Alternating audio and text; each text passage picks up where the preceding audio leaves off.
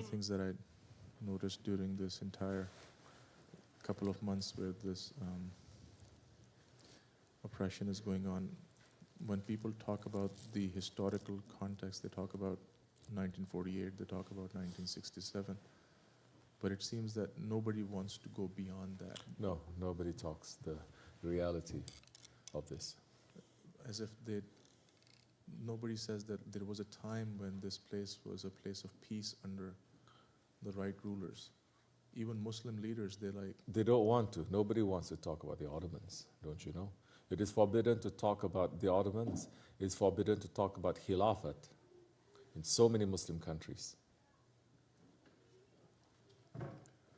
If it's not forbidden, they're not going to like it so much. They're going to tell you, hey, don't speak. So,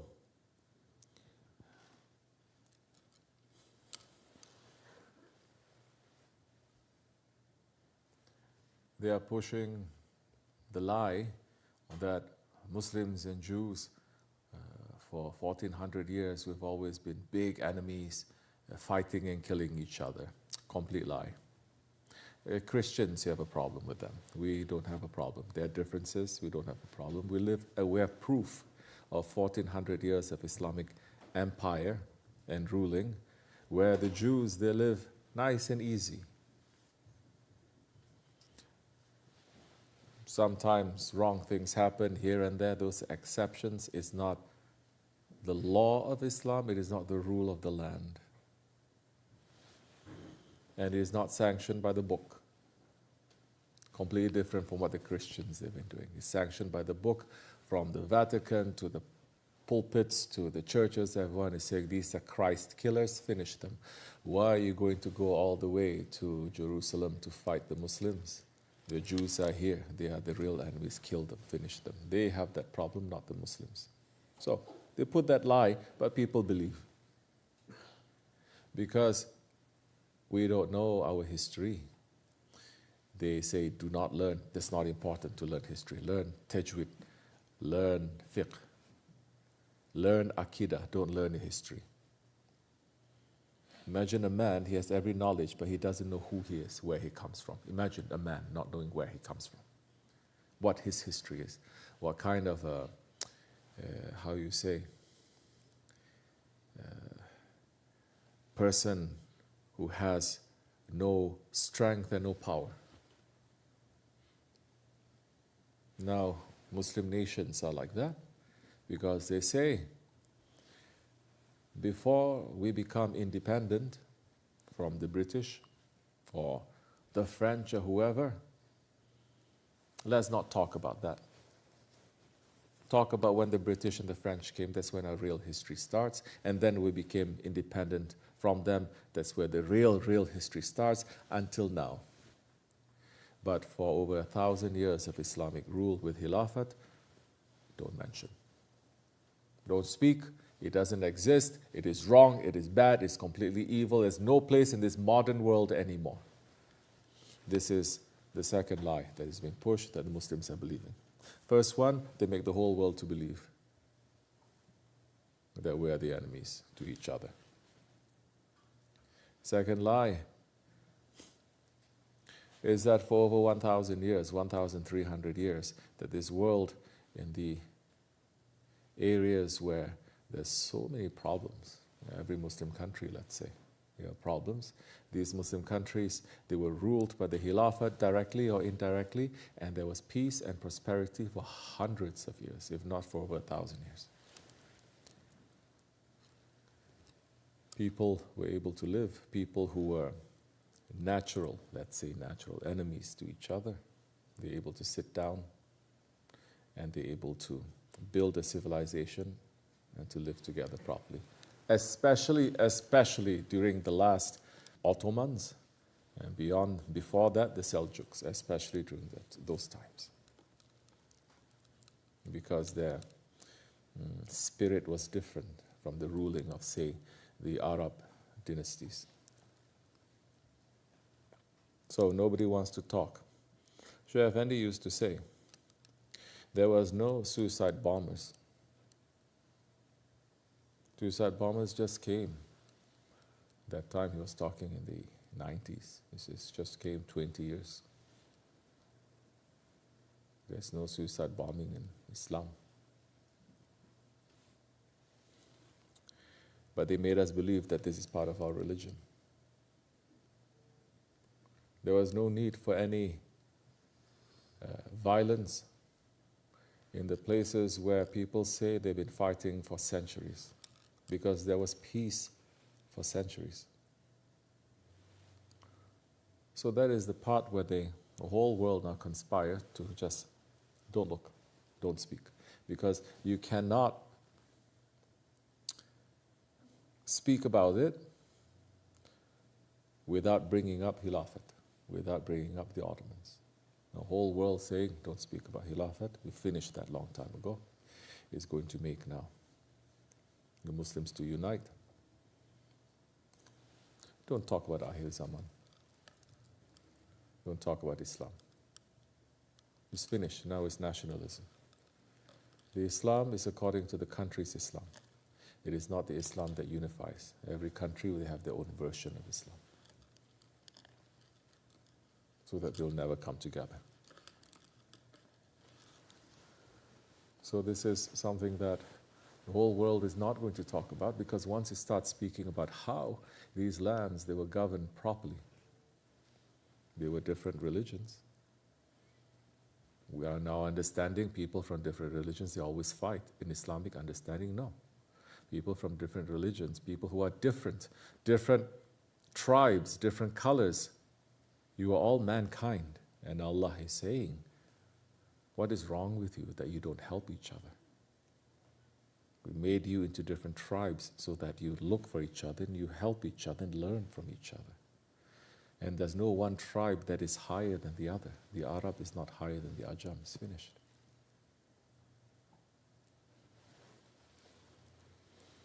So if you want to find peace, how those lands were governed peacefully, you have to talk about the Khilafat, you have to talk about the Ottomans. That is the door they don't want to open. Because once they open that door, now you cannot close it anymore. Now people will start waking up to say, oh, the whole system is rigged. Oh, all our education is also rigged. We have been brainwashed. Oh, we are living in a lie. Oh, the system is a lie. Believers know that. People of Tariqat, especially our Jamada, know that. We're pulling ourselves out, trying to not be part of that shaitanic kingdom strongly, as much as we can, with our firm intention, and then with our weak actions. Not to just shrug our shoulders, say, what can we do?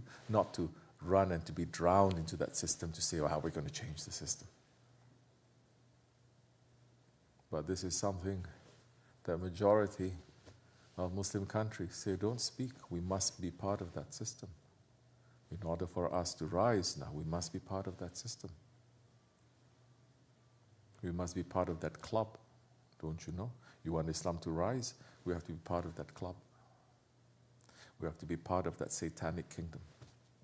That is how Islam is going to rise. And that's exactly what Dajjal is doing. And our sheikhs are the only ones speaking up against this. The rest who know this, and they don't say there's a problem. Who are knowing this and they're saying, unbelievers are knowing this. And they're saying, by the millions, they're saying, there's something wrong with this system. There's something wrong with our leadership. There's something wrong with this governance. Muslims were given the drug, and that version of Islam becomes that drug. Be busy with Aqidah. Be busy with fiqh. Be busy with zikr too. But don't be heatful. Don't wake up people. Be busy with Mawlid, that is good. Be busy with prayers. Anything but to wake yourself up to understand, as Shaykh Maulana says in the khutbah, the most important thing, the most important point for us to know in these times is to understand we're living in a shaitanic kingdom. Ahir Zaman. And Shaykh Maulana has been speaking since the 70s, since the 80s, since 50 years. Never tiring, never stopping.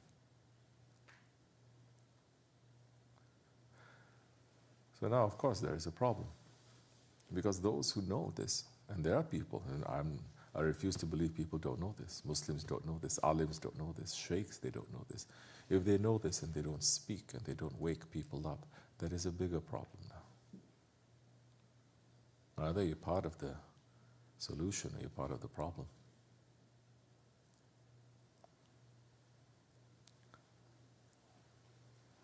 So, everyone acts, of course, according to their permission, according to the authority that is given to them. Maybe they have no authority to speak. Then don't claim so much. Then don't go in front so much. Go back.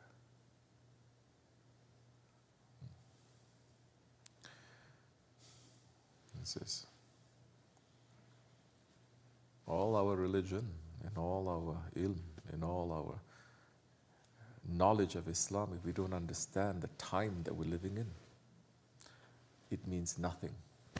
If you don't know the time that you're living, the challenges that you're living, you don't know who is representing Haqq and who is representing Batil. You don't know who is representing the Prophet ﷺ and his system, and you don't know who is representing Abu Jahil and his system. You don't know who is representing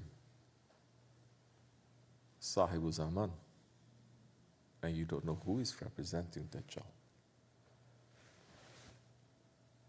So you don't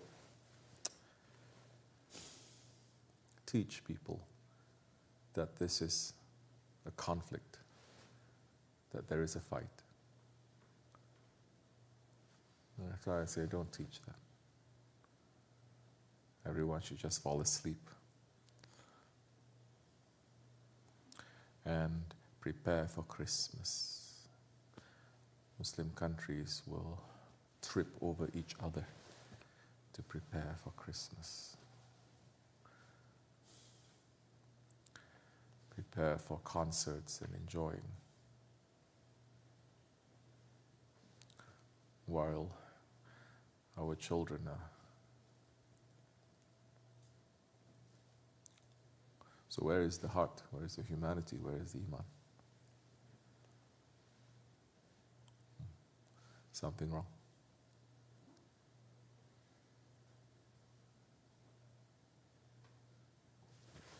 Imagine living in a time when there is clearly, let's say, Musa alayhi salam representing Haqq, and clearly there is Firaun who's representing Zulm, tyranny, yes, clearly.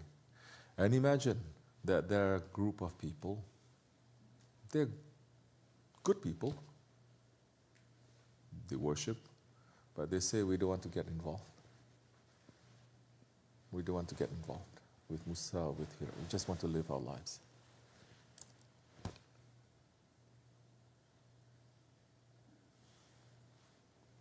As Shaykh Maulana is saying, that ant, just to have a small intention, small action, just for your heart to understand, to wake up this a little bit, to be like that ant, Allah will praise you. But we have been created to do more than that. So look to see what kills your belief, what deadens it, what makes it to be dull, and what gives it power, what makes it sharp. So we have lost. We have lost it. We have to be careful.